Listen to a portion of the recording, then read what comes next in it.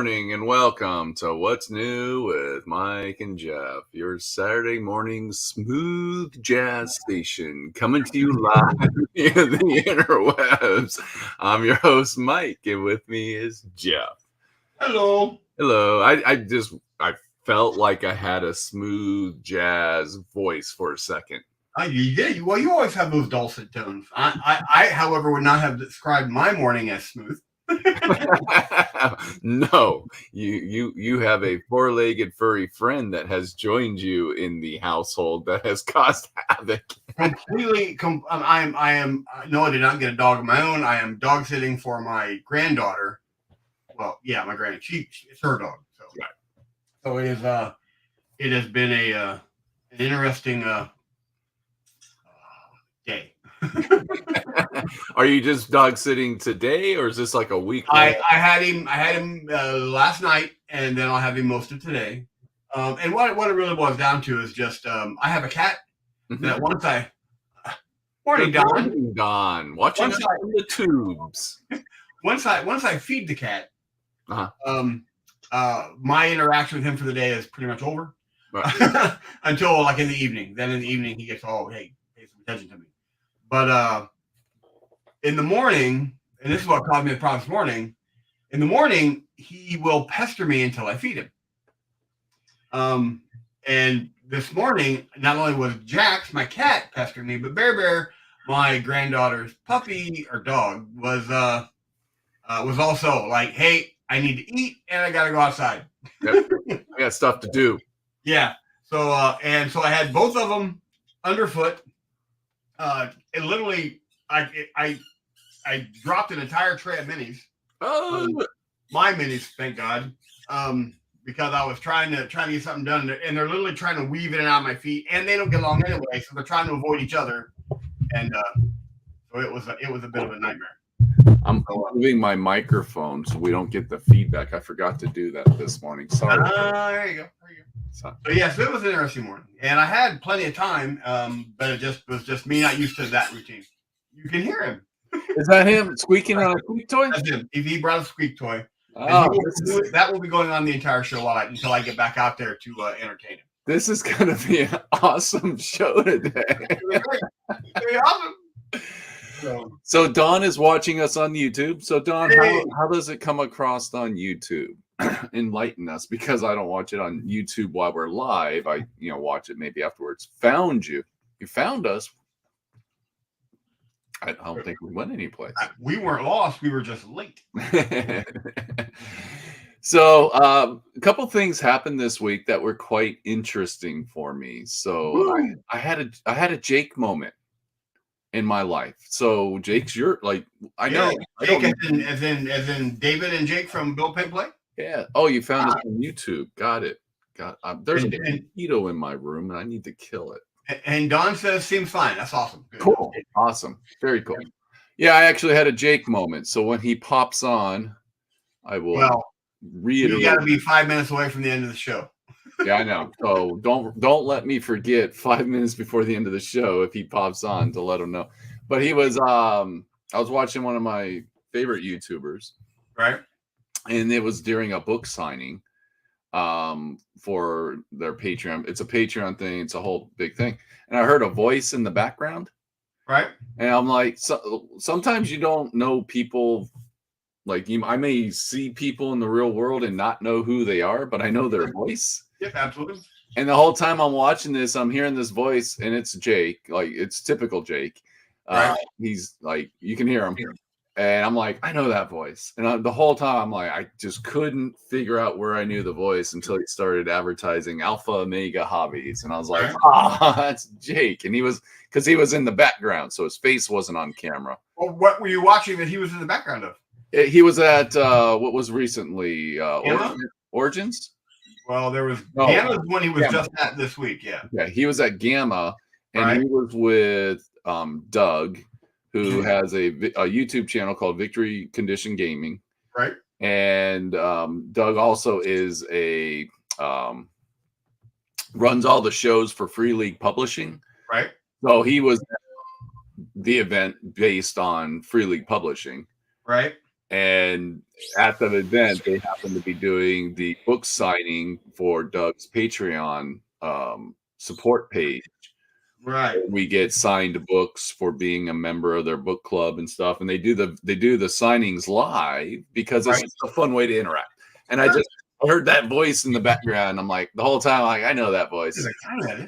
And it was just like, and then it, like, towards the end of the video, he announced, like, he kind of mentioned his shop, and I was just like, oh, now I know. So I actually had a weird Jake moment, and he doesn't even know about it.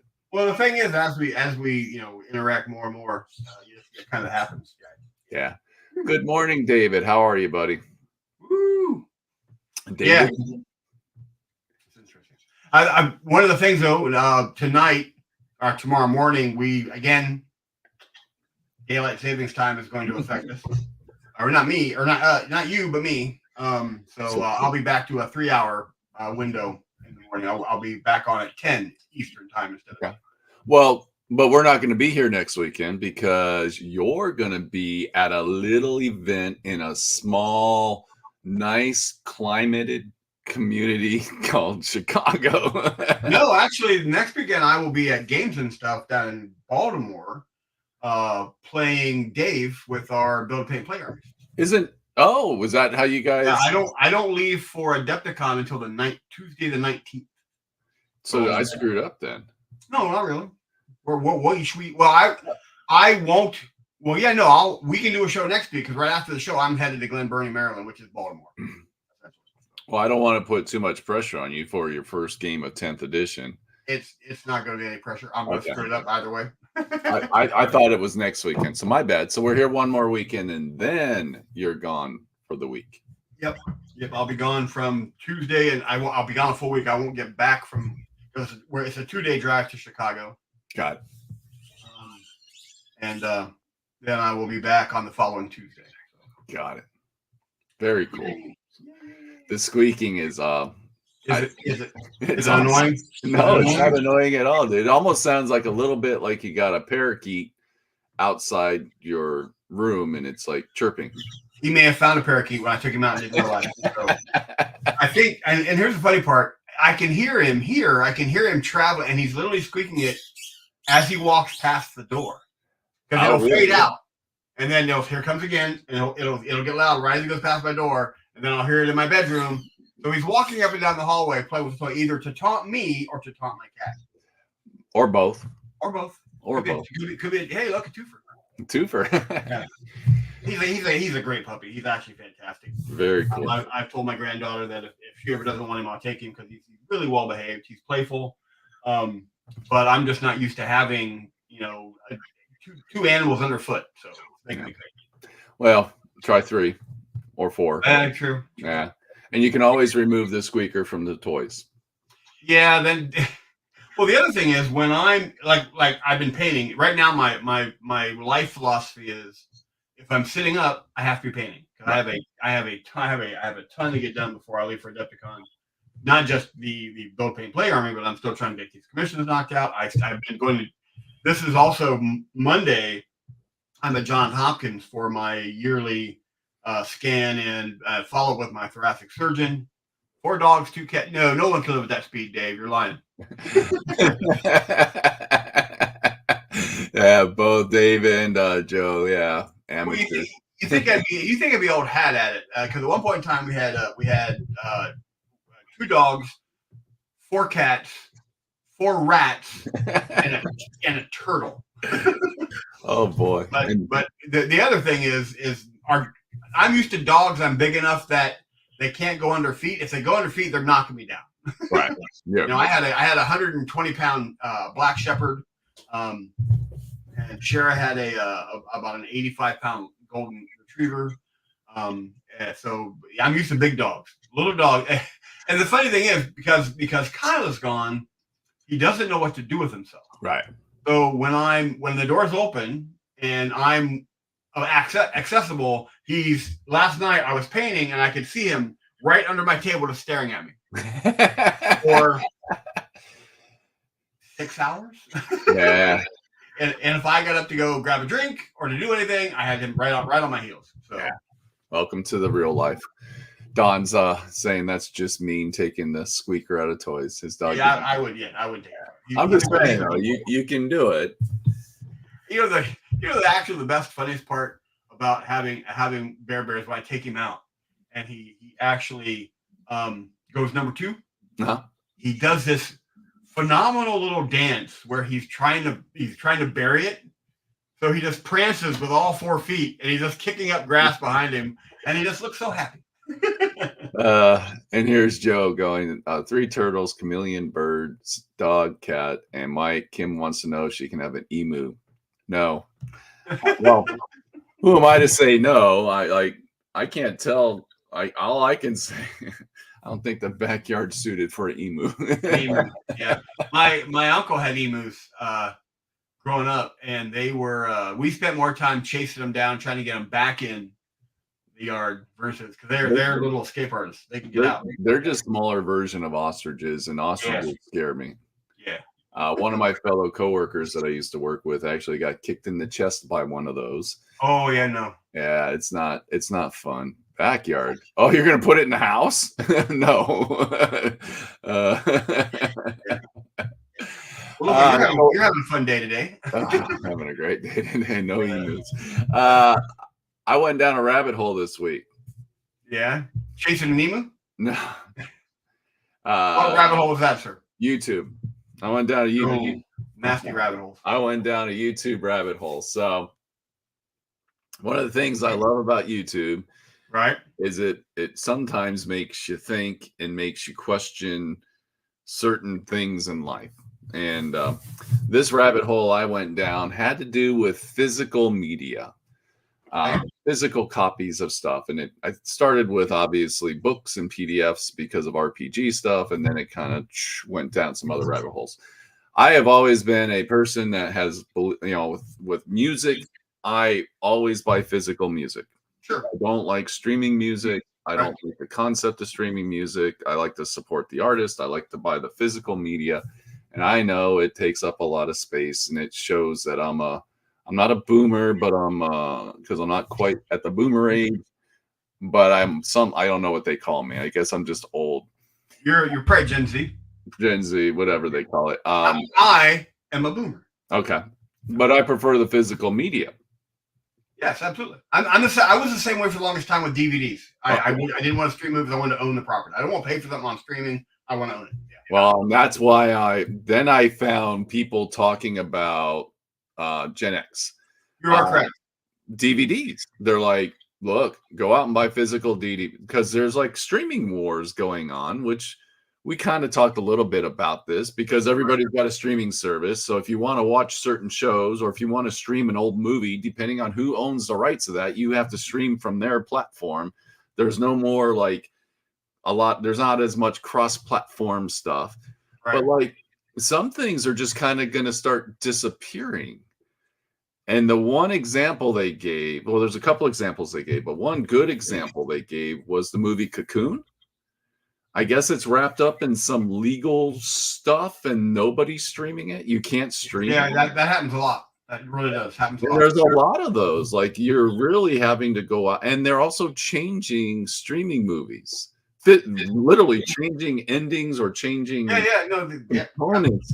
And they're like, look, if you want to enjoy the original version or if you just want to enjoy certain movies, right, you have to go out and buy physical, aren't available at all unless you buy. Yeah. You have to go out and buy physical movies now. So it kind of caught me thinking, believe it or not, 99% of the movies that are available in this world, I don't care. Sure. But I do have my list. Yeah, absolutely. There's some, yeah, absolutely. So I can tell, from our conversations, and you probably know as well as I do, like your list would probably be 13th Warrior, Band of Brothers. Those are two that I think, like, if those disappeared, you would be disappointed. Absolutely. But like, for me, it's Starship Troopers, Lord of the Rings, and all that kind of stuff. So it's kind of got me thinking, though, like, I don't want to own 1,000 DVDs. Like, I just don't. Just so you know, I used to own 3,000. Oh, I don't even want to come close. Yeah. They want you to buy. I had 3,200 Blu-ray or DVDs, and I had a custom shelf built for them. Yeah, and Joe hit it right on the button.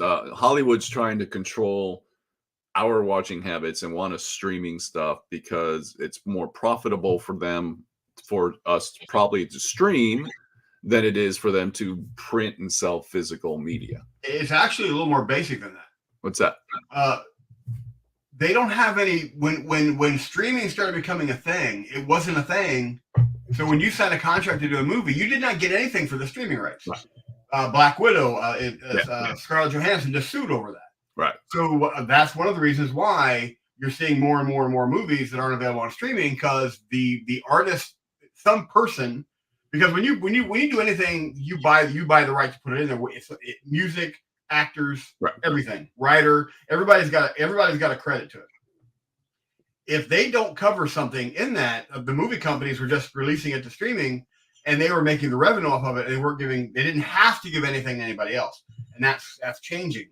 I have several series where, I mean, actual full seasons of a television series where there are 3 or 4 episodes missing because that episode has a rights conflict and they couldn't put it on the DVD. You know, and like one of my favorite sets is the old animated series, The Tick. There are 3 episodes on the Tick full season DVD set I can't get because they don't own the rights. Because first of all, all the characters in Ticks in the Tick comic some of them were actually licensed or owned by other people, right? And they made a guest appearance or they came in, and there's a whole bunch of rights. But the biggest reason is that they're doing that. You're seeing it more and more and more now is because when streaming became a thing, none of the movie contracts included any kind of streaming rights, and now people are fighting it. So that's why, and that's also why they change it, because that way they can cut. Like if there's a person they want to remove, that they don't have to worry about, they'll alter it that way. They can actually get it on streaming. And that's one of the things they talked about was royalties. Mm-hmm. So first of all, good morning, Aaron. Welcome to the show. Thank you very much. Don's talking about buying physical CDs. They get you once. If you have a streaming, you get you for the service every month, which is true. It's a constant source of revenue. It's even older titles not available unless you buy rent. Yes. And it gets into the royalties. It gets into licensing. It gets into who owns what. One of the other examples that I stumbled across was Batgirl from HBO was going to come out. They completely canned it because it was more profitable for them to use this as a tax write-off than it would be to actually put out the content. Yeah. So it really, and it's one thing when we talk about music, because music's usually a band with a producer, maybe some writers. Like the amount of people involved in putting an album out is smaller than a movie. Yeah. When you put movies out, you start getting into so much. First of all, you get all the music stuff added into movies now because it's not someone's scoring it. You're using copywritten music to put in there. So it really kind of opened up this world to me that I was not up to date on. I knew about, the Black Widow thing, and we knew little things. I knew they edited E.T. at one point. Right. Took some things. I didn't know they edited Star Wars though. They edited everything back in my day, back in the 70s, when they released a film to theaters. They had the country divided up in their geographic regions, and in some cases, each region got a different cut, different version. Film. And the reason I know that is I saw Star Wars in its original run 52 times in the cinema. Because at that point in time, when it came out, I was traveling with my dad in the summer working, and we worked in several different areas of the country. Hand shot second.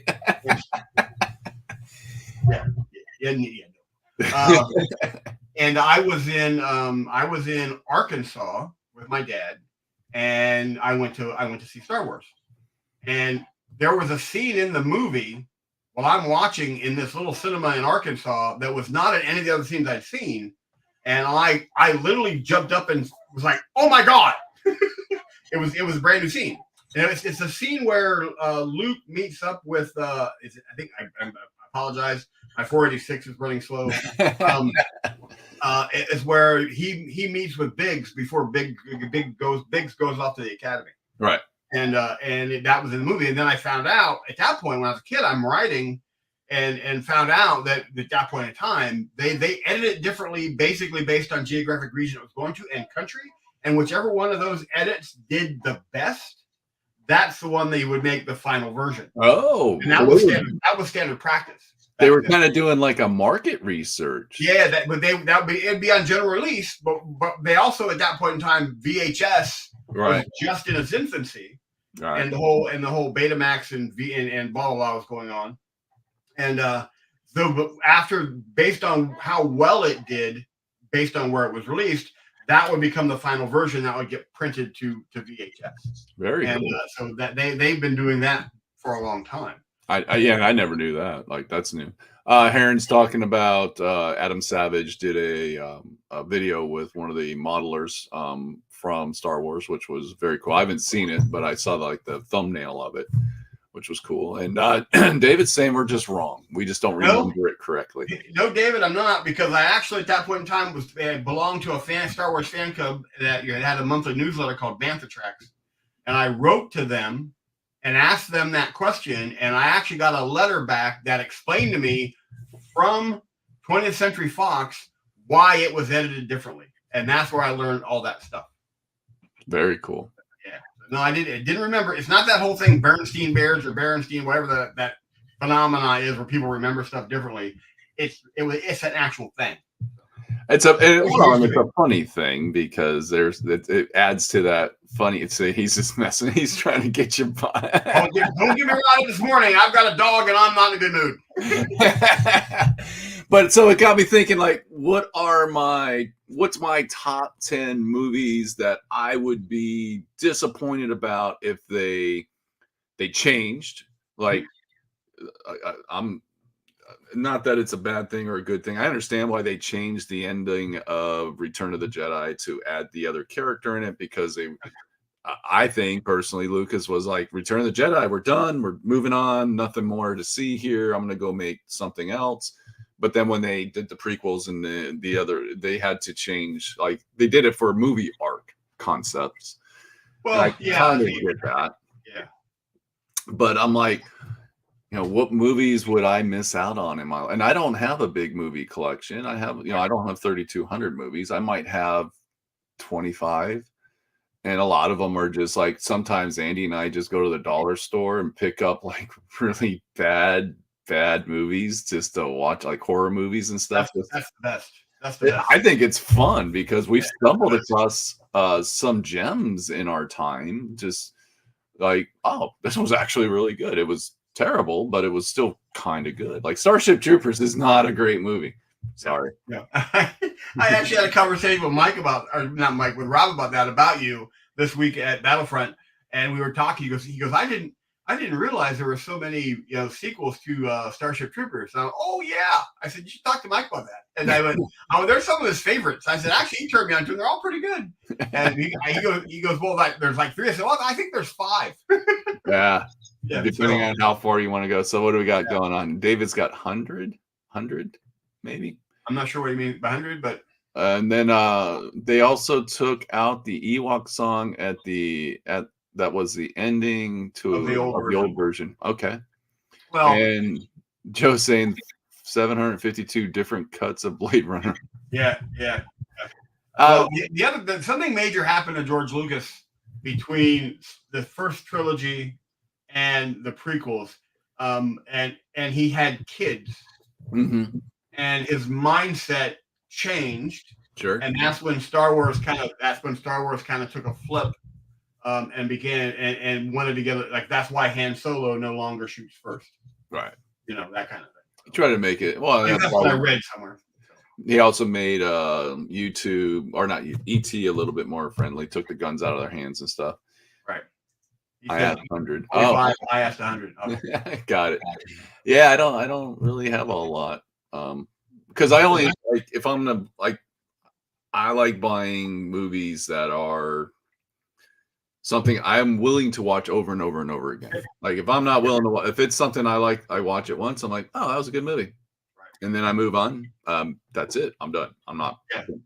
Well, then also with streaming, you can accomplish I want to watch it over and over and over again just by streaming it, and so that also lessens the need. But there are certain ones I want to have in some kind of hard format. Or if they do like something special, like if you like the Lord of the Rings, you can get just the regular movies, or you can get the director cuts of those movies that are longer. And just like you said with Star Wars, like the editor cut of Lord of the Rings makes the movie a whole lot better, but a whole lot longer. Right. They've added a lot of good content, which it obviously had to get cut for movie theater purposes. Nobody wants to sit in a movie theater that long. But at home, I'll do it all day long. But it was just interesting. I didn't know there were people like it's always like you have a mindset, and sometimes you think you're kind of alone, like you're walking down a path that not everybody's walking down, and then you realize no, there's a lot of people that think just like you. And yeah. Like all that time, and like when we had cable, we were like, why can't we just pick and choose? And now we can pick and choose. And now it's like, oh my gosh, I can't afford to. Like I'm paying more now than I would be if I was to get all the channels so I could watch what I really wanted to watch. I'd be paying more than I'd be paying for cable. I just went through and I discovered, like, for example, at one point in time I had Hulu and Disney. Mm-hmm. I was paying almost $20 a month for Hulu for ad free, and then I think it's like 15 with tax, like 16 and change for Disney. Right. So I'm at $38 for those two channels for that month. Then I found out if I actually combine them, I drop it to 18. And so that's what I've been doing. I've been kind of combining everything to kind of keep those costs down, because I have a ton. Yeah, Disney. You always see those advertisements like Disney and Hulu are one. So I'm assuming Disney owns Hulu or something. Disney owns Hulu, and there's another big thing going on right now that Paramount's up for sale.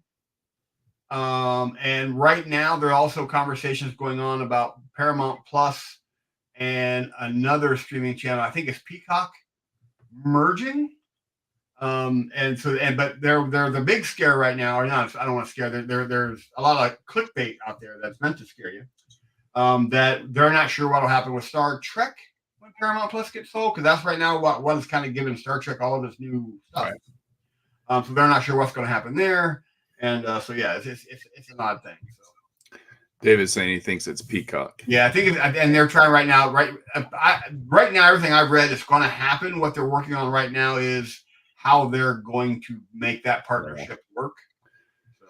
And Aaron's talking about losing the digital copies that only they had, and are out of that cash you paid them for. Yeah, that is true. Yeah. Somewhere I read an article once. One of the things that some scientists were concerned about is our sudden switch to everything we record now, everything on digital. Right. All of our history is being less and less put in a hard printed material. It's being all saved digitally. Yep. And one of the things they were speculating about is that everything we know about history came from what was printed. Right. You know, whether it was from cave drawings, stone tablets, whatever. And they're like, the path we're on right now, eventually there will be no more printed material. It'll all be done digitally. Especially when people can just go delete, delete, delete, delete. Or what happens if we have a technology fall, which is actually a possibility. Society could go, and dystopian future could be in our. They're like, how do we record this? Or how are people in the future going to be able to? There's a whole lot of things they were talking about, how we're putting it all on digital, which isn't really. We're not even putting it on digital. We're putting it in the cloud, which nobody understands. So it's even worse. Like our workplace went to a cloud-based storage system. It's like, yeah, you lose. Where's that at? Like, I get a notice every day that my cloud server is full. Yeah. And I'm like, I have a cloud server, and where is it? Yeah. I never knew I had one. But some service I bought gave me, and apparently there was an auto upload. Fortunately for me, I keep all of my stuff I don't want anybody to see on a. Yeah. So it was just interesting. So now I'm kind of like, so yesterday I went over to Zia and bought them out of DVDs. But there were a few, like I didn't own the Lord of the Rings director's cut version. Right. So I found the whole box set, really nice box set It is a nice, great box set. for $30. I'm like, okay, that's not a bad price. Yeah, it's not bad. I found a really unique copy of Apocalypse Now, and I guess that's some of the fun stuff about buying DVDs and music is sometimes the packaging's kind of cool. Like this one was in like a brown paper cover that had like a little seal on it, and you opened it up. It was the unclassified version or something like that. It was just cool. It was just neat. It wasn't anything special. Like as far as the movie goes, it's not like we added 15 hours of additional footage. It was just packaging was really neat. And then you open up the DVD and it unfolds and it gives you all kinds of reading material to read about it. Did you say, I'm sorry, my 486 is not working cool. Did you say it was Apocalypse Now? Yeah. That's the other movie. That's actually number 2 as far as number of edits available for after Blade Runner. Really? I own 4 different versions of that movie. Really? Yeah. There's a director's cut, a writer's cut. There's all these final cut. Yeah, they one of the things they've gotten in the habit of doing is now they keep all that information because most of it's stored digitally, and if they want to spike sales in a certain title, they'll re-release it in a different edited version. For example, one of my favorite Mel Gibson films is Payback. Oh yeah, that's a great movie. Yeah, there's an entire director's edit that is nothing like the one I know and love. Oh really? Yeah, nothing like it. It's a lot darker. Oh, really? Yeah. That was a pretty. Yeah, a lot darker. Well, that's kind of what's going on is, and I just thought it was interesting. Like, there's just this little bit of a shift taking place where, like, if you truly want to, like, it's in my mind, it's like get the movies you really really like because it's physical media is not going to go away. Right. Like there will just like records, and that's what they compared it to, how vinyl has made a comeback. Right. Unfortunately, vinyl has made a comeback and it's outpriced the value of vinyl. Like $35 for an album, $40 for an album. I'm like, no. It's got a nostalgic collectability to it now because it went away for a while. But is it collectible anymore? If it's the reprints, the originals, I get. If people are buying it, then there are people out there that will.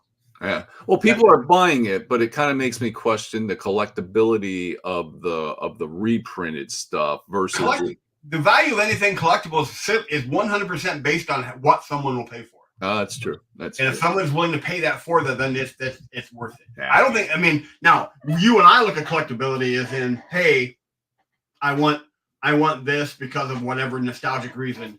But if someone's willing to pay for it, the same thing's true with comic books.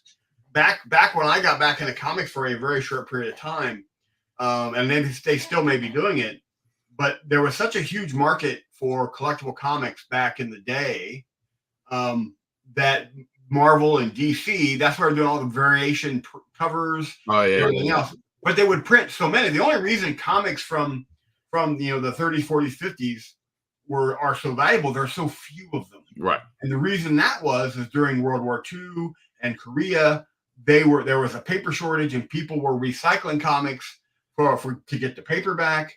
And so their number has whittled down, but they've tried to Marvel Comics, everybody tried to capitalize on that in the resurgence of comics back in the 90s by making all these variant covers and everything else. But the problem was they printed billions of them. Yeah. And so it all really boils down to, even though if you have a price guide and the price guide says it's worth $100,000, until somebody steps up and hands you a check, maybe not. David saying he saw Mel Gibson when he was shooting Payback in Chicago.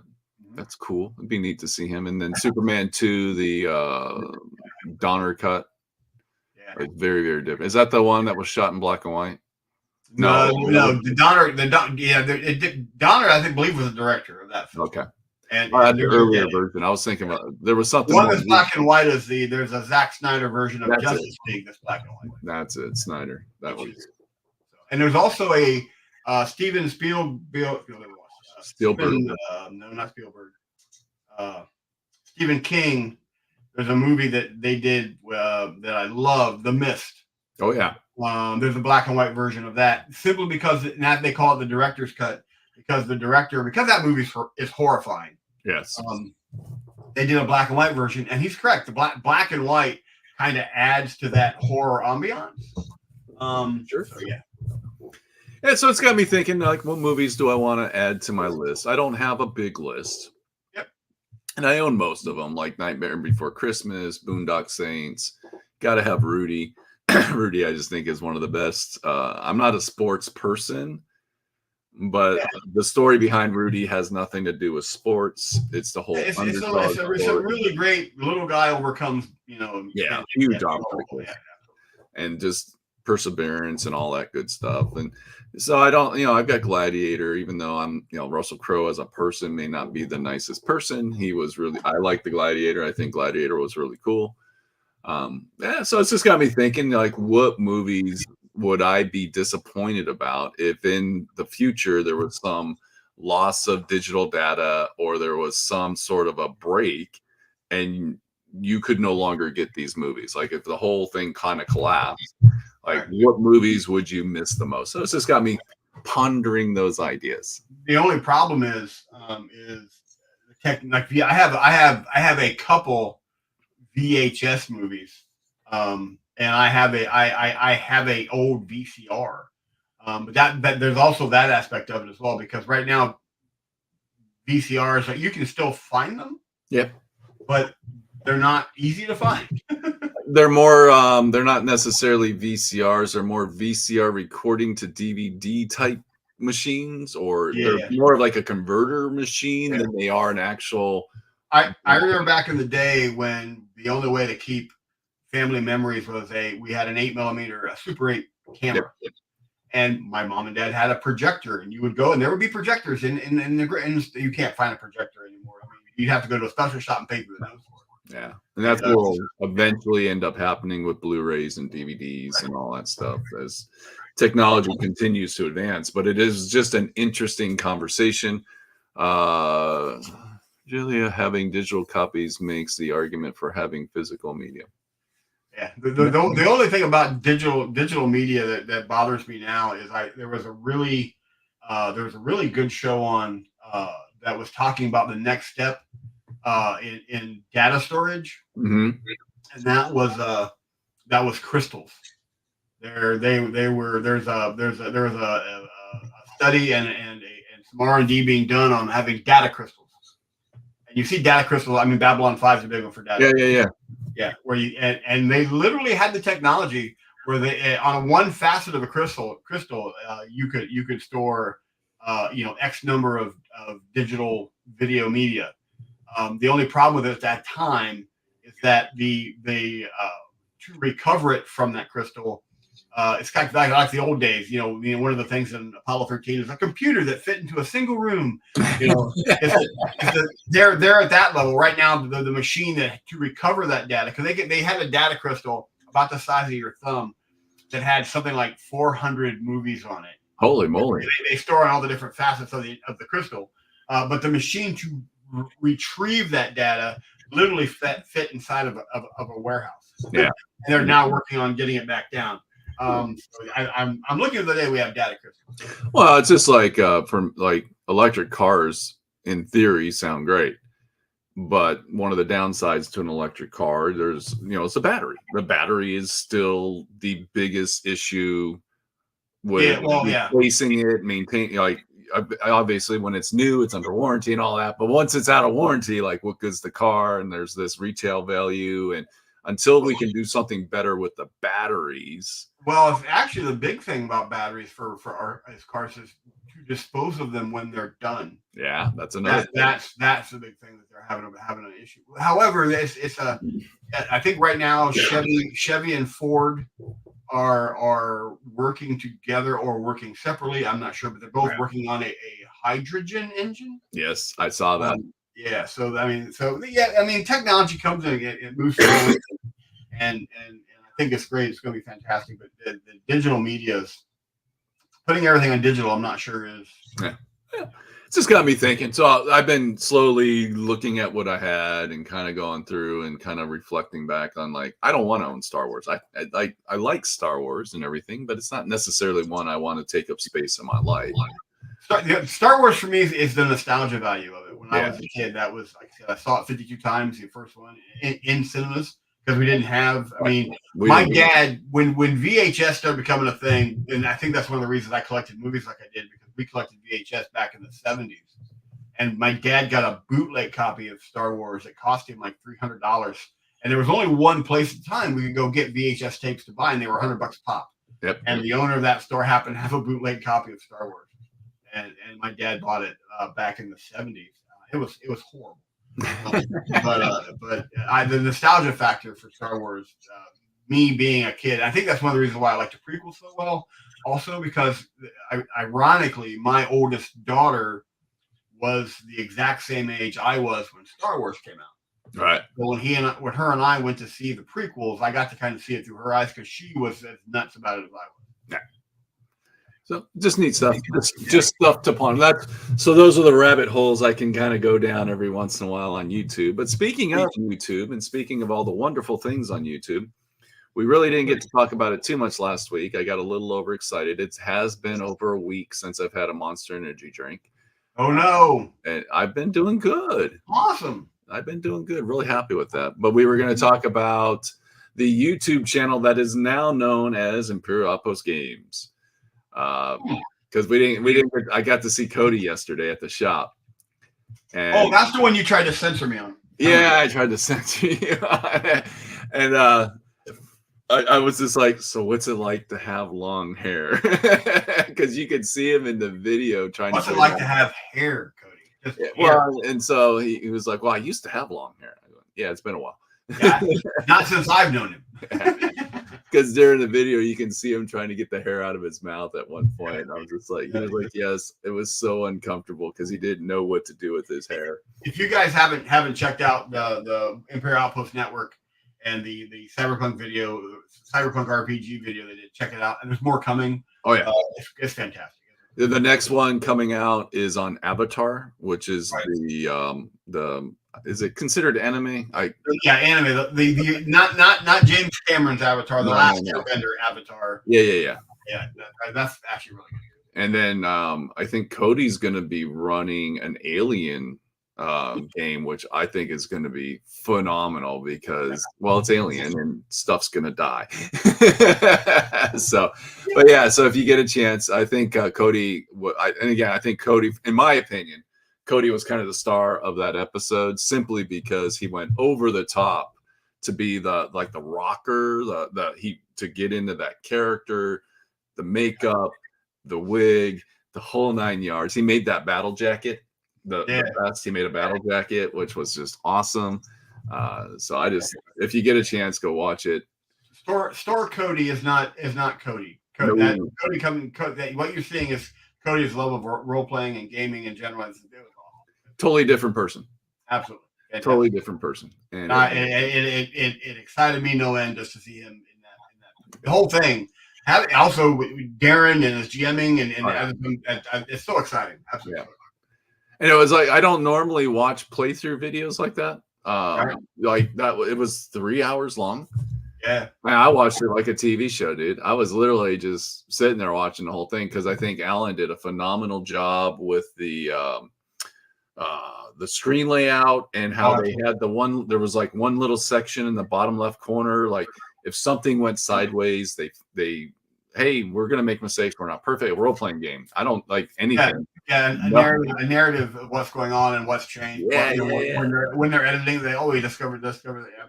Like right now, what you don't realize, I have so much painting. I'm literally painting under the table right now.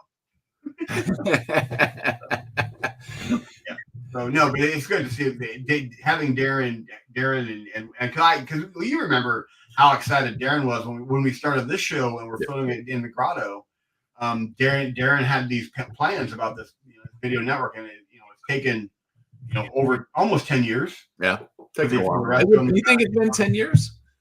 Well, no, it's been probably. I got out there in spring of 2015.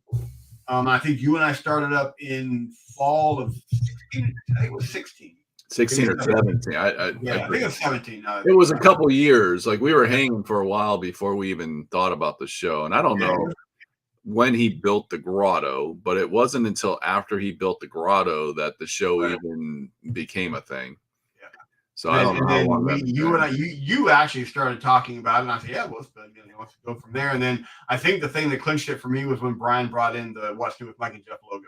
Oh, that sold it, dude. That was like, all right, we're done. We're doing it. Yeah, I wrote a whole proposal up and gave it to Darren to read. Totally went dorked out on it. Wrote a whole thing up. That was when I started going, maybe I don't want to. Well, I know. I think what did that is when I showed up to, I don't know if it was our first show with a script. Was it the first show?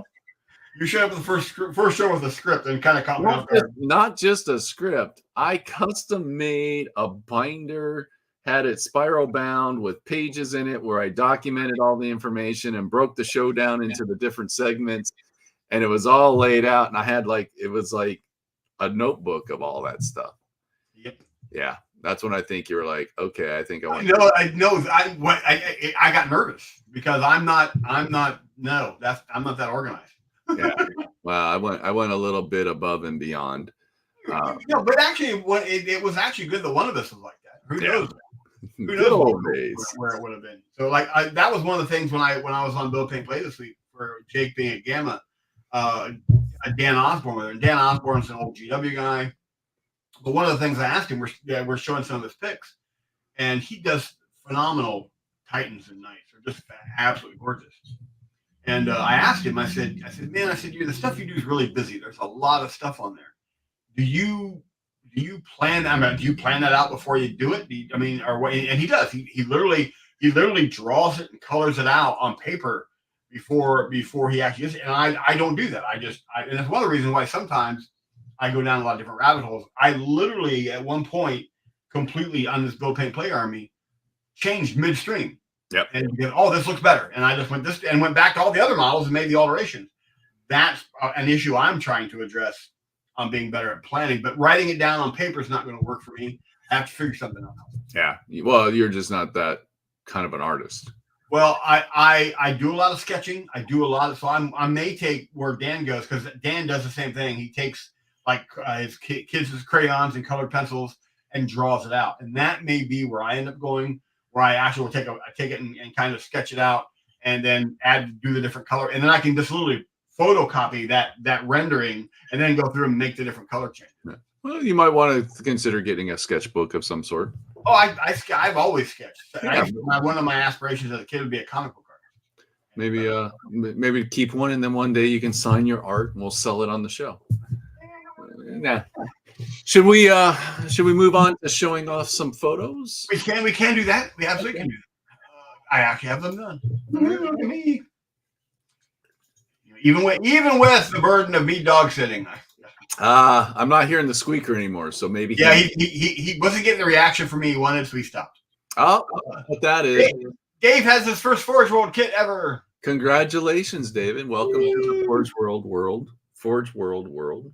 That place. That place. So, nice tank. I love that model. Oh, it's a great kit. Yeah. Absolutely great kit. Yeah, I can't wait to see you build it and get it all painted up. And just anyone else that asks about resin, this is the most intimidating part of building a Forge World resin kit. Bags of resin. Bags of resin with giant chunks. Yes. And clippers aren't taking those off, baby. Yes. Be careful. Cut slowly. Yeah. That's what I love about resin. I've worked with resin. I've worked with resin since I was a kid. And I love resin. I love good pliable resin. I don't like the brittle resin. Well, I just made a change because I was buying a lot of stuff from Grey Tide for my Bill Paint Play Army for my Space Wolf. Yeah. And I saw them, the same stuff I was getting from Grey Tide from a company in the UK called Archie's Forge. Okay. And basically he just has the same STLs. I'm not sure where they got them. But the resin between the stuff from Grey Tide was really brittle. I mean, brittle. I broke every one of my spears when I first started putting them on. Yeah. The new stuff is just fantastic from Archie's side. He uses a different type of resin, and it's not as brittle. I can actually heat it and bend it. That's good stuff. Yeah, there is resin out there that is has a little bit more of a plastic element to it. Right. So, but the Forge World stuff is really nice. And congratulations, Dave! Your first Forge World kit's a big thing. It's awesome.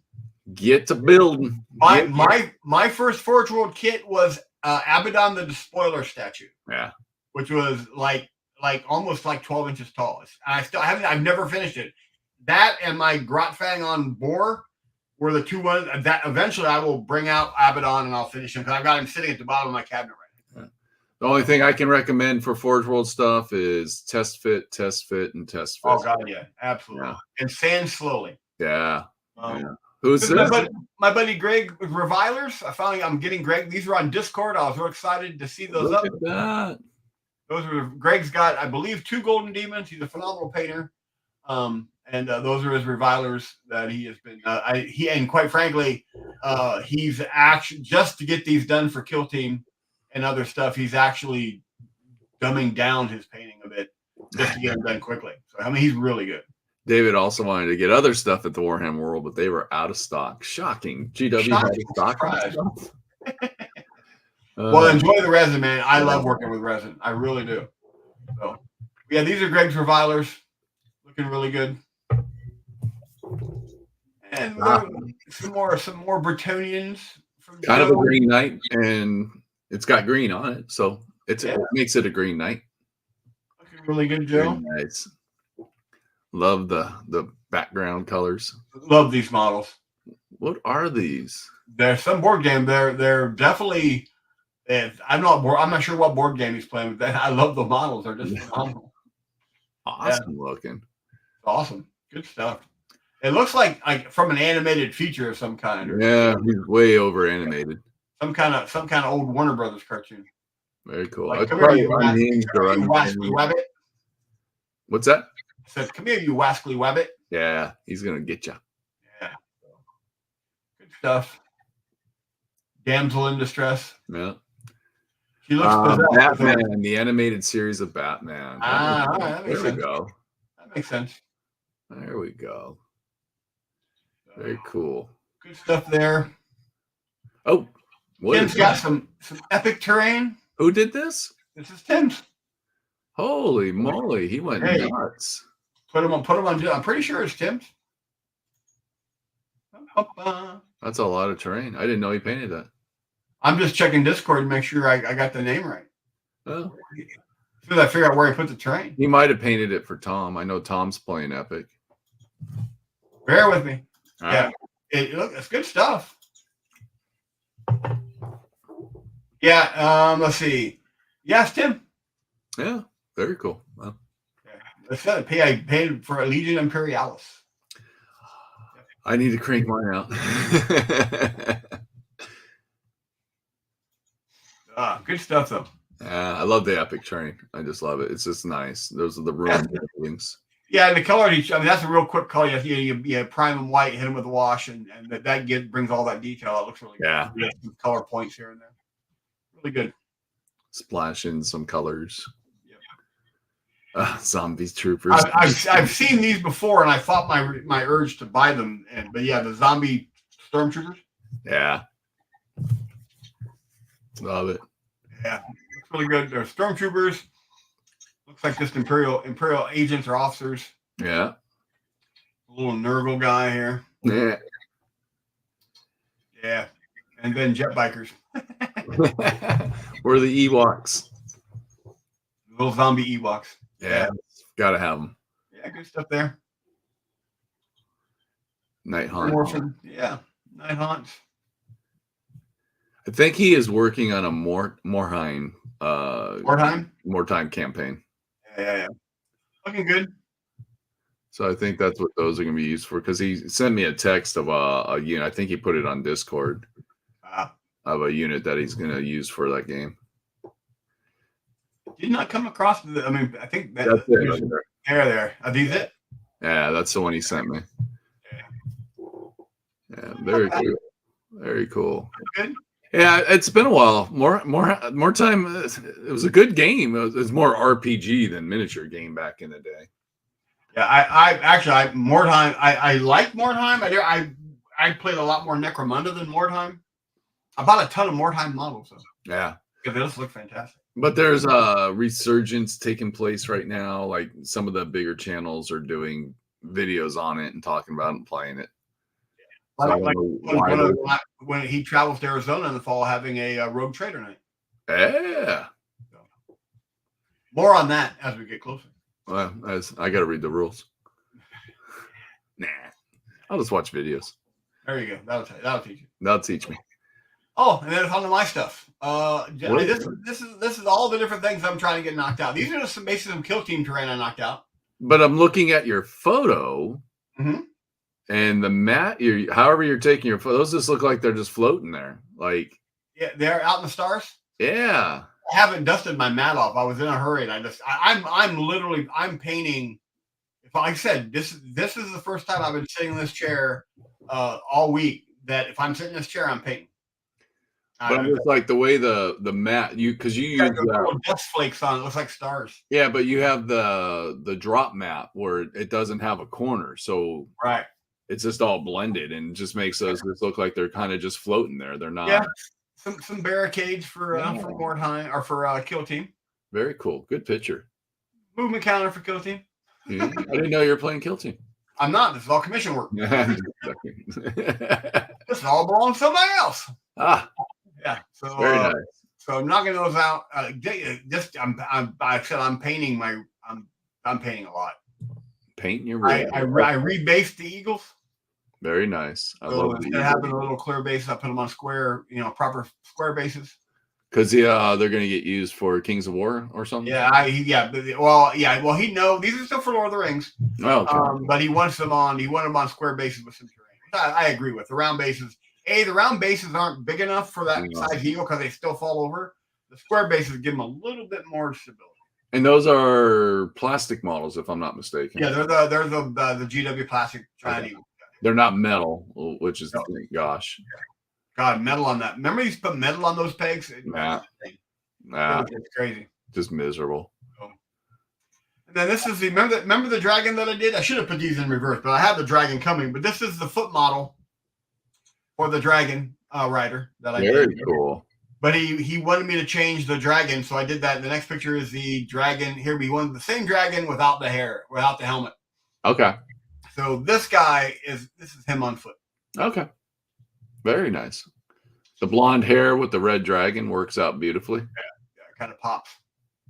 Yeah. Really digging it. And I really love that model. I'm actually going to buy this Kickstarter.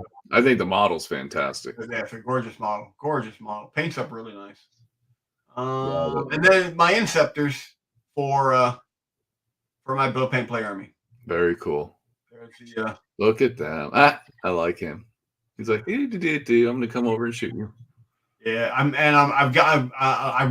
really happy with the fact I went with the wire through the tuft instead of the little the stupid plastic stands. Yeah, they give you for these guys. Because doesn't the plastic stand? It's the curved one. It's the new version. Yeah, there's a spot. There's a spot on his jump pack on the back that has it doesn't look like a place to put a pin. But the actual plastic piece has kind of a U shape in it. Yeah. It glues to this round piece in the middle of his backpack. I just hate that look. Yeah. I just don't like it. So I went this way with the pin, and I've gotten they look like they're floating above the base, which is kind of cool. So I'm not unhappy with how they came out. And there they are. Look at them. Family portrait. All three of them together. And then I changed. I normally go with a blue or a black on my weapon casings. Yeah, you're doing that new color. I went with the Gal Varick. The base color is Gal Vorback Red. Then I give it a wash of, let me find the other color. I give it a wash of Baraknar Burgundy, and then a black wash to darken up. So they look really kind of a really dark maroon. Yeah. Yeah, and then the highlight, the edge highlight was done. We take the Gal Vorback Gal Vorback Red and a little bit of Ypshanti bone, Very cool. And that gives you the highlight color. Love it. And that is it.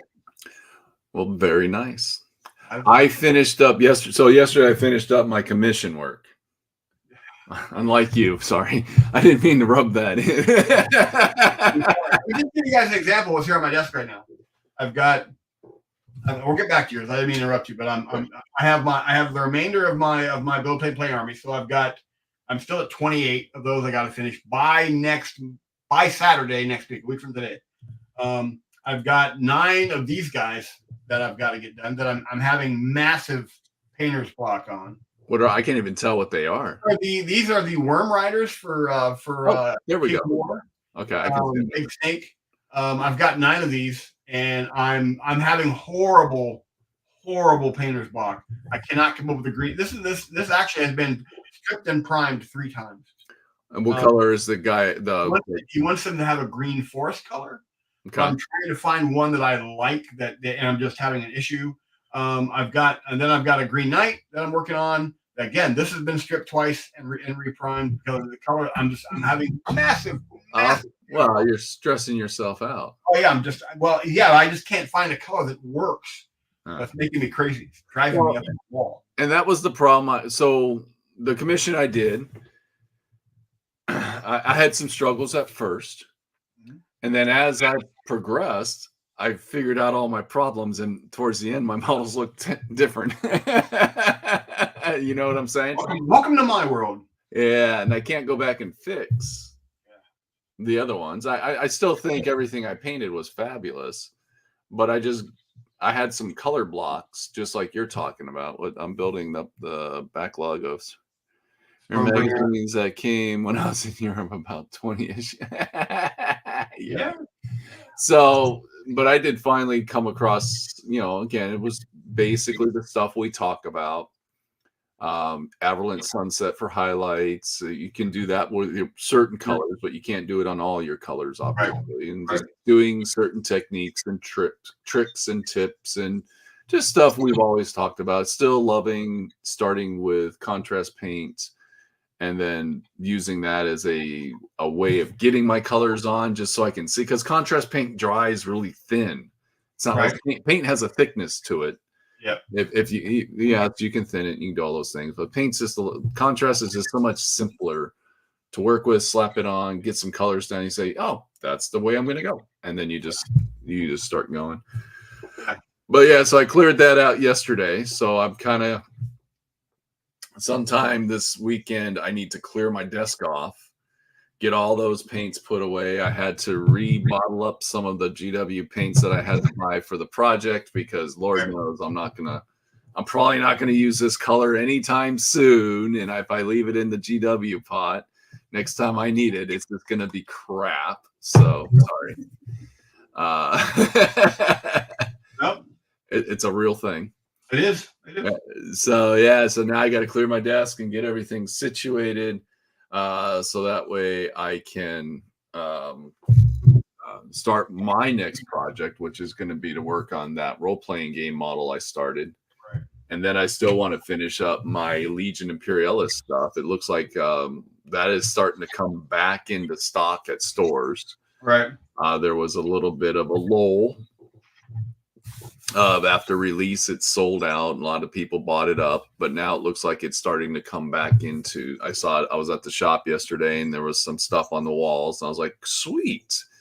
Still want to get that Thunderhawk though. Want to get Thunderhawk and a couple other units. It looked like the stuff that was being restocked was like the stuff that came in the box set. Yeah, the first thing I bought was a Thunderhawk, which is gorgeous. Yeah. But the minute Old World hit, because again I got a whole bunch of Old World over here as well.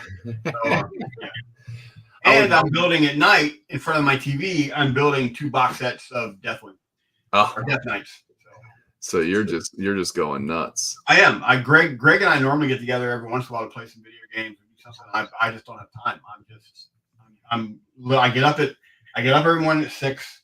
Monday, Tuesday, Wednesday. I was up at 6. I painted till 8:15 when Rob picks me up to go to the office. I get home at 6:30. By 6:45 or 7, I'm throwing some lunch, some dinner down, and I'm here till 1 or 2 in the morning. Just painting. Between and again this I've got right now. I've got so many files. If you could go through my tabs on my Windows or on my I have on Chrome for different images of snakes, trying to find something that will trigger something. Yeah, snake is not necessarily like because he wants a forest green. Well, you're not just going to paint it green. You got to do the underbelly one color, and then you got to do something, and then you want some sort of a pattern to the green because snakes typically are not green. There's like color variants, so they hide within the vegetation that they normally are in.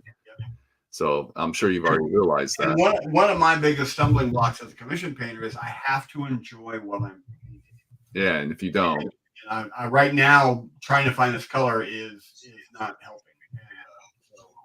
And it's absolutely a first world problem, but I got to get over it. Yeah, and that's what I ran across with the commission I did is the colors that were being used was like this dark black blue color. It's like a weird dark blue. Right. It's almost I don't know. Payne's gray I think is was kind of the basis of it, but it was darker than that. Yeah. And just made it really hard, and highlighting that is really hard because if you start doing any really bright highlights on it, it's like, oh crap, it's like putting white on black. Right. And it's just not the right highlight. So and you couldn't use like grays and things like that. You had to use something with it had to be like a warm color. So it just made it really hard to do any of that stuff. I will figure it out. I've been here. I've had this happen a couple other times where I just get this funk. I just got to work through it. So you'll get through the funk. Yeah, I got to. Well, it's almost 8:30, so you've got a lot to do. I've got some stuff to do. Actually, I really need to go use the restroom. Which is the primary reason we're wrapping up. Yeah, so we're gonna go ahead and wrap up the show. I drank too much water this morning, so. Well, I came on. How late was I this morning? Dude, you weren't late. We were just fine. So. Well, this is a perfect example of someone taking on too many projects. Well, and you've got Adepticon right around the corner. I know when I was going to Adepticon, my mind started going other places. Simply because I was like, the same is going to happen when I'm getting ready to go to Gen Con. My mind's going to be over here. Well, Gen Con. Yeah. Well, the other thing there's another thing on my mind is that's probably the root of my problem right now. And that's Monday morning. I'm at Johns Hopkins for my yearly thoracic surgeon evaluation. And that always amps me up because I know there's a surgery in my future. Yeah. But when? Well, the thing is, the reason I haven't had it yet is because my arterial graft has expanded. It stopped expanding, but it's still bigger than it should be. So they know they got to go in and repair it. But what my doctor's waiting on is there's a new surgery in development where they don't have to crack my chest wide open, which would be awesome. They can go through the side, and that's what. But every time I go down, there is whatever percentage chance he's going to say, no, we got to go in. And it starts expanding again. We got to go back in. Yeah, and that's why I take my blood pressure 3 to 4 times a day and just make sure it's not getting elevated. And so that's also wearing on me really heavily. So yeah, you just got a lot of worries, and it happens.